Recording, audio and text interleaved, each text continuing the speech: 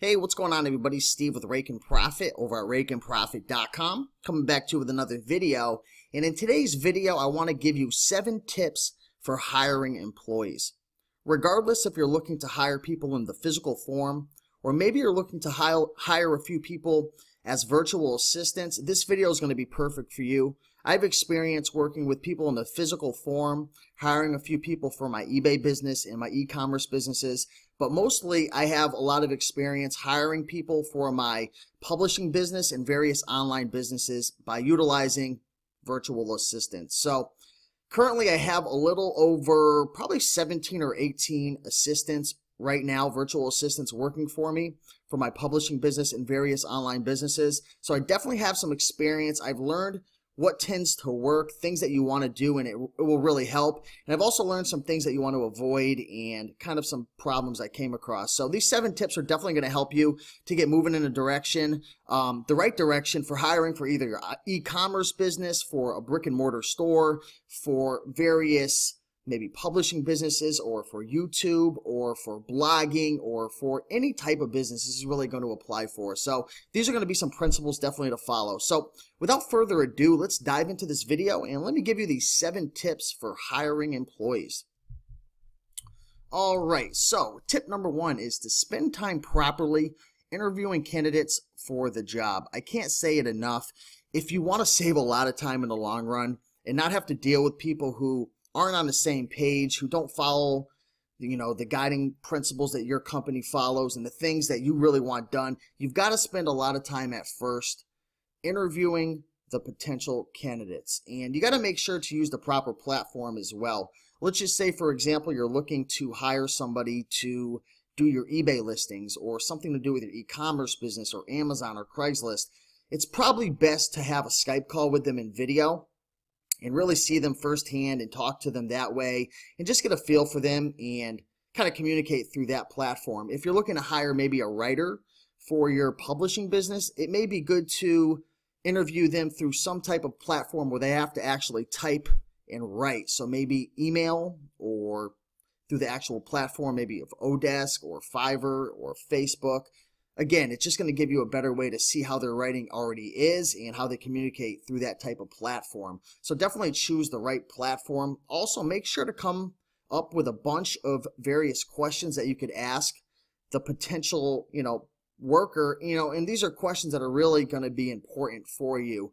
I can't say it enough. Slow is fast and fast is slow when it comes to interviewing. You really want to take your time. You want to be patient. You want to ask the right questions. And again, this is going to change based on whatever business you're doing. So there's going to be certain questions I would ask a candidate based on the job, if it was publishing or if it was something for e-commerce or videography. So there's going to be different questions. Think of the things you really want done, the most important things, and kind of build the questions around that. But you definitely want to spend, the proper time interviewing. If you try to cut corners and just move too fast and just hire people randomly because you're being lazy, you're going to come across a lot of different problems, and it's just going to take you more time in the long run. So spend the time now to hire really good people and get really good team players on your team. And again, it's going to make things flow so much faster. They're going to get the work done quicker. They're going to be better at communicating. They're going to hit the deadline. So make sure you're definitely spending a good amount of time interviewing the candidates. The next tip is hire multiple people. Don't just hire one person per job. And the reason why I say this is there's a few reasons. We're going to get into it. But the first reason is you want to make sure that you find the right person. So if you just hire one person, you're only going to know them. And you're only going to know what they're good at and kind of how, they perform just based on who they are as an individual. Whereas if you hire multiple people, you can kind of play them against one another and see their strengths and weaknesses, which we're going to get into as well.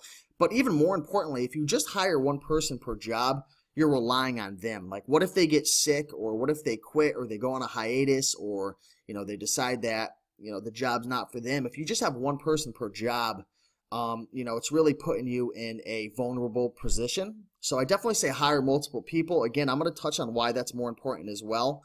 But it's very important that you hire more than just one person per job. Just as a side note, one quick thing that you can do, once you get a good amount of people on your team and you've got a few people working for you, cross-train them. So, have your, videography guy learn your publishing, have your publishing guy or gal learn about e-commerce and listings. So cross-training could definitely help you to kind of be more safe against, things that happen unexpectedly. The next tip is set expectations before you get started. So this is really important. This is one of the big mistakes that I made when I had first gotten started hiring people. I wasn't 100% clear in terms of what their responsibilities were, in terms of the quality of work. I didn't really explain to them the communication process. Are we talking on Facebook and communicating on Facebook, or through email, or through Odesk, or through this platform or that platform? So things got a little confusing. I didn't set the expectations in terms of the actual job specifics, in terms of like, I want this done this way. This is how it's supposed to all come together, and deadline. So it's really important. I can't say it enough. You need to set expectations before you get started. You need to be as clear as possible in terms of everything that you want done, how you want it done, why it's done. Now, you don't have to, manage them, like micromanage them, but you want to get the results out there in terms of what you're looking for the results.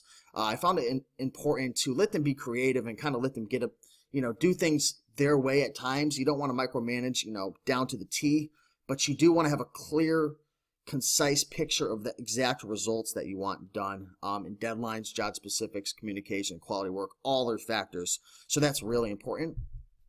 The next tip is start with small tasks. Now, this applies to when you are initially hiring people to come onto your team. I found it really beneficial to actually just hire them and give them a few small tasks just as a sample to see how they do, instead of just bringing them on part-time or bringing them on full-time. So it's almost like a trial run or a probation period, if you want to call it that. You're bringing multiple people onto your team for a specific task. Let's say you're looking for someone to do your eBay listings. Don't just hire one person like we talked about, but hire maybe 3 people and explain to them that it's going to be a trial run and you're going to pick the best one pretty much. So bring on 2, 3, 4 people and start with small tasks. Give them all different little jobs that are relevant to what you're looking to be completed, and kind of test out the waters and give your newly hired employees, tasks to complete, and then gauge how they do. And like I said before, there's a lot of different factors to come into play. It's not only the quality of work that's going to be delivered, but it's their communication skills. It is their ability to deliver the job on time, their ability to think on their own and move on their own feet, and to really be able to innovate and be creative. So there's a lot of different factors, but I found it really beneficial to start with small tasks, test out the water and see how they do, and kind of play out their strengths and weaknesses to see which one really is resonating with you the most. So that's definitely very important right there. Next tip is to create training videos for your employees to reference. So this is going to apply more towards the people who are working for you through the internet as virtual assistants, but you could also do this if you are working with employees in a physical form, just almost as a reference if they have questions regarding anything that they're doing. So there's a lot of different ways you could create these training videos and host them. I've done this on YouTube and just made them unlisted or private, so it wasn't actually getting shout out to my YouTube channel, only for my employees. I've used Screeno-matic and hosted it on their website. I've used private Facebook groups and then directed my employees to that group. And there's a lot of other ways you could use WordPress, websites, and whatnot, but the key is to create videos for the actual job. So you could actually go step by step in terms of what exactly your employee would do, and you can go through that whole process and document it on video, either through screen capture or through actual face-to-face video. And once you do that, which it is going to take some time, that's a little downside. It's going to take some time at first to create those videos.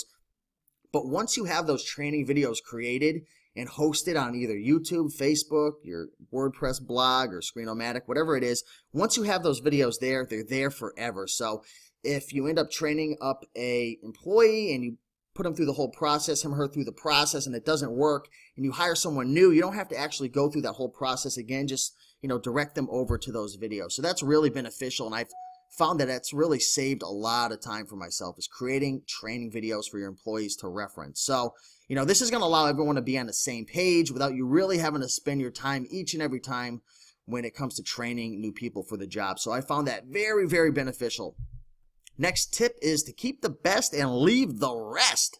So what you're going to do, and we already talked about this before, is pretty much analyzing the strengths and weaknesses of your newly hired employees and kind of figuring out who really resonates with you. You got to follow your gut. Look at the big picture. Who do you trust? Who do you really feel like will be a good fit for your company? And again, you got to analyze the different factors, communication, the meeting of deadlines, the ability to be creative and innovate, quality of work. There's a lot of different factors. So pretty much look at whatever it is you're looking to get done. Check out the people who have been doing those small tasks and kind of pick the ones that you like best. Again, I would hire at least 2 to keep on board for each job, but you definitely want to, keep the strong and leave the weak behind.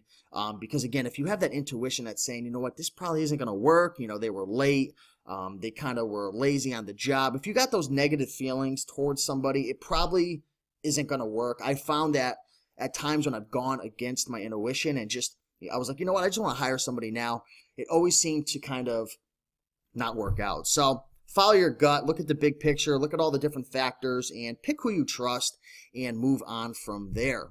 The next tip for hiring employees is to give bonuses and incentives. I found that this has worked very well to consistently help you to get really high quality work done. So as an example, in my publishing business, I actually give incentives to some of my marketers and promoters who go above and beyond and who get a ton of honest reviews. Also for my editors, people who go above and beyond and really do a great job at cleaning up my works and so on and so forth. I always give bonuses. I always give incentives. And again, you could host a private website with all these incentives or a private Facebook group or create a video and just reference, send them over to that video and say, listen, if you do a good job, check out this video. These are the bonuses I gave. These are the incentives. And it really helps to motivate people. They like kind of going towards something, having something, extra in the stars to shoot for. So that's really helped a lot. Treat them like human beings, really. You've got to treat them like people. You've got to take into consideration their feelings, their emotions, ask for feedback and see how things are going. Don't just always talk business. I've always found that by interacting with these people and ask them how their days are, what they're looking forward to in the next few months or what their goals are, that's really helped to build a relationship. And as you know, if you ever have any experience working with others and employees, if somebody likes you and somebody respects you and someone actually cares about your company, the job's going to be done that much better. Not only the quality, but they're going to deliver on time. They're going to give you little tips that they see when they're actually in the trenches doing the job, and it's going to help your company out so much. On the other side of the coin, if they don't like you, if they resent you, if they really haven't formed a relationship with you, you risk them cutting corners, always just doing the bare minimum, not really going above and beyond for the company. So hopefully that tip helped. That's really an important tip. So those are the 7 tips for hiring employees. Just to go through them again, number 1 is to make sure you're interviewing the potential candidates, thoroughly. Make sure you don't cut any corners with that. Make sure you are, actually spending a good amount of time interviewing them through Skype, through Facebook, through email, through telephone, through video. Just make sure you don't cut corners right there, because that's the number 1 thing right there. Hire multiple people for the different positions. And when you are actually looking to fulfill a position, hire multiple people just for that position to kind of find the best and the people that really work for you. Set expectations before you get started. Be 100% clear in terms of the results that you're looking for and even consequences to not performing at a certain level. That's really, really important. You don't want to threaten them. You don't want to make them feel bad, but let them know that you expect a certain quality of work. You expect certain things to be done, and if they're not done, then things aren't going to work out. Also, make sure that you start with small tasks when you're initially hiring people and kind of test the waters to see who does the best, compare their strengths and weaknesses, and really find the people that you feel are really going to do a good job and hire them on board part-time or either full-time, depending on what you're looking for. Also, the next tip was to create training videos, and that's going to save a lot of time and help to leverage your time when you're hiring people and hiring new people. Keep the best and leave the rest. Find the people that really work, the people that really resonate with you, and bring them on board. And last but not least, give bonuses and incentives. Treat them like human beings. Give them something to shoot for, and they're really going to go above and beyond. So hopefully you guys enjoyed this video. If you're looking to hire your first employee, or maybe you're looking to hire more employees, definitely follow these principles. They've helped me out a ton. There's a lot more tips and tricks when it comes to this, but these are some, strategies or tips that have really, helped me out in the long run. over the last year or so, and have really helped me to grow my business and to really succeed when it comes to having other people play on my team, work for me and my company, and grow several businesses. So I want to end this with an actual quote from one of my mentors, Brian Tracy. And Brian says, "Move out of your comfort zone. You can only grow if you are willing to feel awkward and uncomfortable when you try something new." So that's a really, really strong quote right there, something very powerful. And I know this is going to be awkward. It's going to be uncomfortable for you, hiring people for your team, having to trust other people, putting your baby in someone else's hands, your business, and trusting that they do the quality of work that you're going to do. But at the end of the day, if you don't feel that feeling of awkwardness, if you don't feel like you're going outside your comfort zone, you're never going to grow. It's so important. So just take that step, have the faith that things are going to work out. Go slow, have patience, train these people up, and over time, you're going to have a team that is so strong and connected and working for one goal, that your business is going to grow exponentially, and you're going to be moving past the competition. You're going to be creating things that you never could have imagined, and really your business is going to succeed at levels that you never could have expected before. So move out your comfort zone. You can only grow if you're willing to feel awkward and uncomfortable when you try something new. Thanks, Brian. Thanks, everybody, for watching. I appreciate it, and I hope you have a spectacular day. Keep on picking and making that money, and I'll see you guys soon. Take care.